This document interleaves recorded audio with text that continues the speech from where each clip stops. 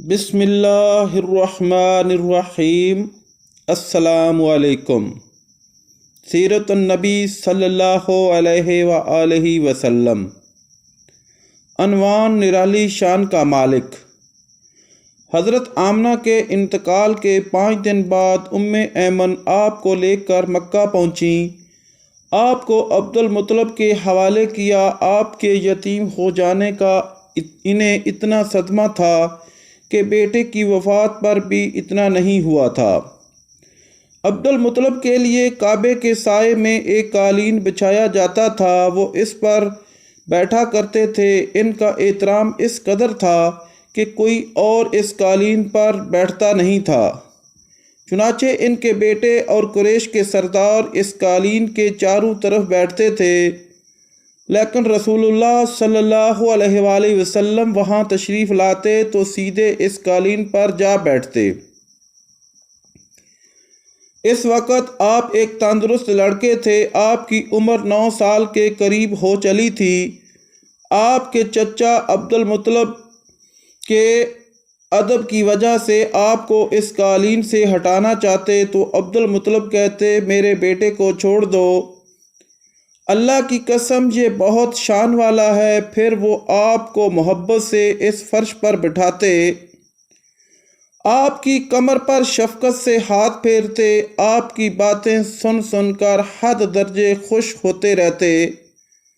کبھی وہ دوسروں سے کہتے، میرے بیٹے کو یہی بیٹھنے دو، اسے خود بھی احساس ہے کہ اس کی بڑی شان ہے، اور میری آرزو ہے یہ اتنا بلند رتبہ پائے جو کسی عرب کو اس سے پہلے حاصل نہ ہوا ہو اور نہ بعد میں کسی کو حاصل ہو سکے۔ ایک بار انہوں نے یہ الفاظ کہے، میرے بیٹے کو چھوڑ دو، اس کے مزاج میں طبعی طور پر بلندی ہے، اس کی شان نرالی ہوگی۔ یہاں تک کہ عمر کے آخری حصے میں حضرت عبد المطلب کی آنکھیں جواب دے گئی تھیں، آپ نابینا ہو گئے تھے۔ ایسی حالت میں ایک روز وہ اس قالین پر بیٹھے تھے کہ آپ صلی اللہ علیہ وآلہ وسلم تشریف لے آئے اور سیدھے اس قالین پر جا بیٹھے۔ ایک شخص نے آپ کو قالین سے کھینچ لیا، اس پر آپ رونے لگے۔ آپ کے رونے کی آواز سن کر عبد المطلب بے چین ہوئے اور بولے، میرا بیٹا کیوں رو رہا ہے؟ آپ کے قالین پر بیٹھنا چاہتا ہے، ہم نے اسے قالین سے اتار دیا ہے۔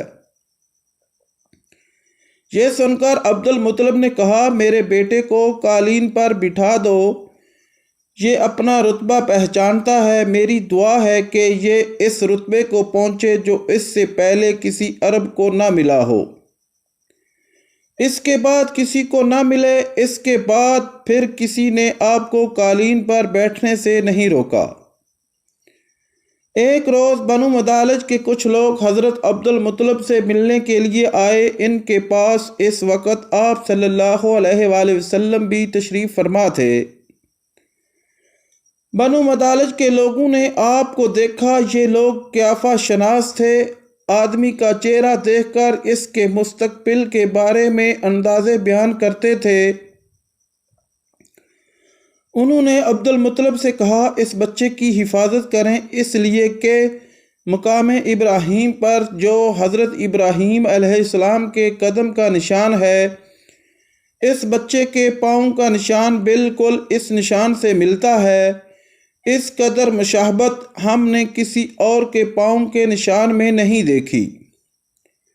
ہمارا خیال ہے یہ بچہ نرالی شان کا مالک ہوگا، اس لیے اس کی حفاظت کریں۔ مقام ابراہیم خانہ کعبہ میں وہ پتھر ہے جس پر حضرت ابراہیم علیہ السلام کعبہ کی تعمیر کے وقت کھڑے ہوئے تھے۔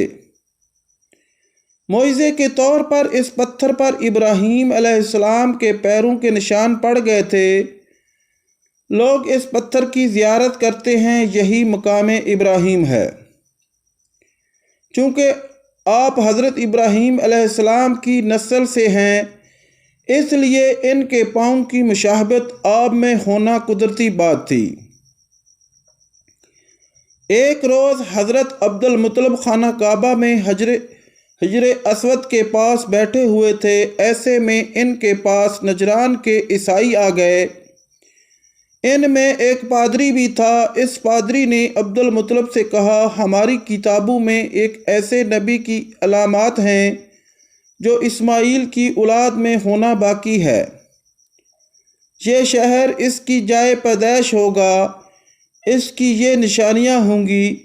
ابھی یہ بات ہو رہی تھی کہ کوئی شخص آپ کو لے کر وہاں پہنچا۔ پادری کی نظر جو ہی آپ پر پڑی وہ چونک اٹھا۔ آپ کی آنکھوں، کمر اور پیروں کو دیکھ کر وہ چلا اٹھا، وہ نبی یہی ہیں، یہ تمہارے کیا لگتے ہیں؟ عبد المطلب بولے، یہ میرے بیٹے ہیں۔ اس پر وہ پادری بولا، او تب یہ وہ نہیں، اس لیے کہ ہماری کتابوں میں لکھا ہے کہ اس کے والد کا انتقال اس کی پیدائش سے پہلے ہو جائے گا۔ یہ سن کر عبد المطلب بولے، یہ دراصل میرا پوتا ہے۔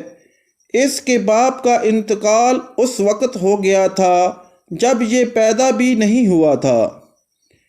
اس پر پادری بولا، ہاں یہ بات ہوئی نا، آپ اس کی پوری طرح حفاظت کریں۔ عبد المطلب کی آپ سے محبت کا یہ عالم تھا کہ کھانا کھانے بیٹھتے تو کہتے، میرے بیٹے کو لے آؤ۔ آپ تشریف لاتے تو عبد المطلب آپ کو اپنے پاس بٹھاتے، آپ کو اپنے ساتھ کھلاتے۔ بہت زیادہ عمر والے ایک صحابی حیدہ بن معاویہ رضی اللہ تعالیٰ عنہ کہتے ہیں، میں ایک مرتبہ اسلام سے پہلے جاہلیت کے زمانے میں حج کے لیے مکہ معظمہ گیا۔ وہاں بیت اللہ کا طواف کر رہا تھا۔ میں نے ایک ایسے شخص کو دیکھا جو بہت بوڑھا اور بہت لمبے قد کا تھا۔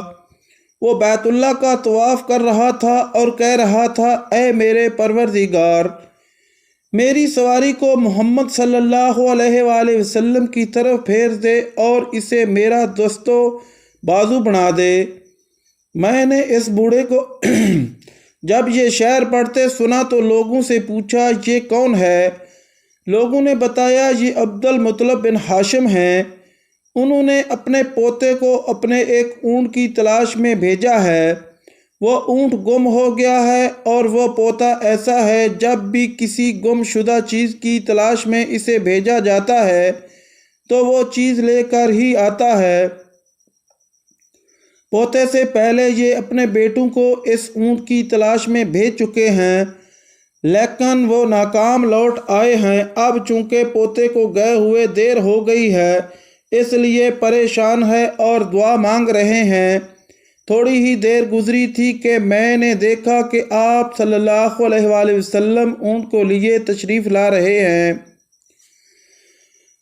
عبد المطلب نے آپ کو دیکھ کر کہا، میرے بیٹے، میں تمہارے لیے اس قدر فکر مند ہو گیا تھا کہ شاید اس کا اثر کبھی میرے دل سے نہ جائے۔ عبد المطلب کی بیوی کا نام رقیہ بنت ابو سیفی تھا۔ وہ کہتی ہیں، قریش کئی سال سے سخت قحط سالی کا شکار تھے، بارشیں بالکل بند تھی، سب لوگ پریشان تھے۔ اسی زمانے میں نے ایک خواب دیکھا۔ کوئی شخص خواب میں کہہ رہا تھا، اے قریش کے لوگوں، تم میں سے ایک نبی ظاہر ہونے والا ہے، اس کے ظہور کا وقت آ گیا ہے، اس کے ذریعے تمہیں زندگی ملے گی، یعنی خوب بارشیں ہوں گی، سرسبزی اور شادابی ہوگی۔ تم اپنے لوگوں میں سے ایک ایسا شخص تلاش کرو جو لمبے قد کا ہو، گورے رنگ کا ہو، اس کی پلکیں گھنی ہوں، بھویں اور ابرو ملے ہوئے ہوں۔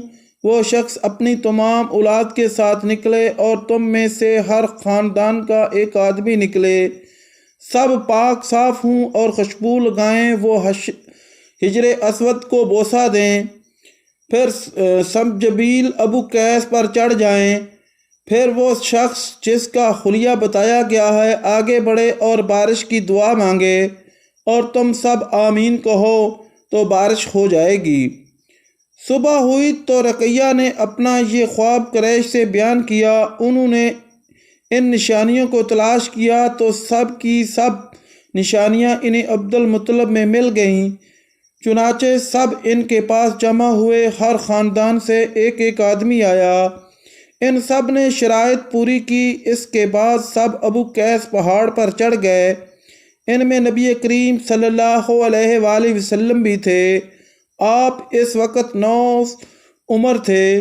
پھر عبد المطلب آگے بڑھے اور انہوں نے یوں دعا کی، اے اللہ، یہ سب تیرے غلام ہیں، تیرے غلاموں کی اولاد ہیں، تیری باندیاں ہیں اور تیری باندیوں کی اولاد ہیں۔ ہم پر جو برا وقت آ پڑا ہے تو دیکھ رہا ہے، ہم مسلسل قید سالی کا شکار ہیں۔ اب اونٹ، گائیں، گھوڑے، خچر اور گدھے سب کچھ ختم ہو چکے ہیں اور جانوروں پر بن آئی ہے، اس لیے ہماری یہ خشک سالی ختم فرما دے، ہمیں زندگی اور سرسبزی اور شادابی عطا فرما دے۔ ابھی یہ دعا مانگ ہی رہے تھے کہ بارش شروع ہو گئی۔ وادیاں پانی سے بھر گئیں، لیکن اس بارش میں ایک بہت عجیب بات ہوئی، اور وہ عجیب بات یہ تھی کہ قریش کو یہ سیرابی ضرور حاصل ہوئی، مگر یہ بارش قبیلہ قیس اور قبیلہ مضر کی قریبی بستیوں میں بالکل نہ ہوئی۔ اب لوگ بہت حیران ہوئے کہ یہ کیا بات ہوئی، ایک قبیلے پر بارش اور آس پاس کے سب قبیلے بارش سے محروم۔ تمام قبیلوں کے سردار جمع ہوئے، اس سلسلے میں بات چیت شروع ہوئی۔ ایک سردار نے کہا، ہم زبردست قحط اور خشک سالی کا شکار ہیں، جبکہ قریش کو اللہ تعالیٰ نے بارش عطا کی ہے اور یہ عبد المطلب کی وجہ سے ہوا ہے، اس لیے ہم سب ان کے پاس چلتے ہیں۔ اگر وہ ہمارے لیے دعا کر دے تو شاید اللہ ہمیں بھی بارش دے دے۔ یہ مشورہ سب کو پسند آیا۔ چنانچہ یہ لوگ مکہ معظمہ میں آئے اور عبد المطلب سے ملے، انہیں سلام کیا، پھر ان سے کہا، اے عبد المطلب، ہم کئی سال سے خشک سالی کے شکار ہیں، ہمیں آپ کی برکت کے بارے میں معلوم ہوا ہے، اس لیے مہربانی فرما کر آپ ہمارے لیے بھی دعا کریں، اس لیے کہ اللہ نے آپ کی دعا سے قریش کو بارش عطا کی ہے۔ ان کی بات سن کر عبد المطلب نے کہا، اچھی بات ہے، میں کل میدان عرفات میں آپ لوگوں کے لیے بھی دعا کروں گا۔ ناظرین، ایسی مزید ویڈیو سننے کے لیے ہمارے چینل کو لائک، شیئر اور سبسکرائب کریں۔ شکریہ۔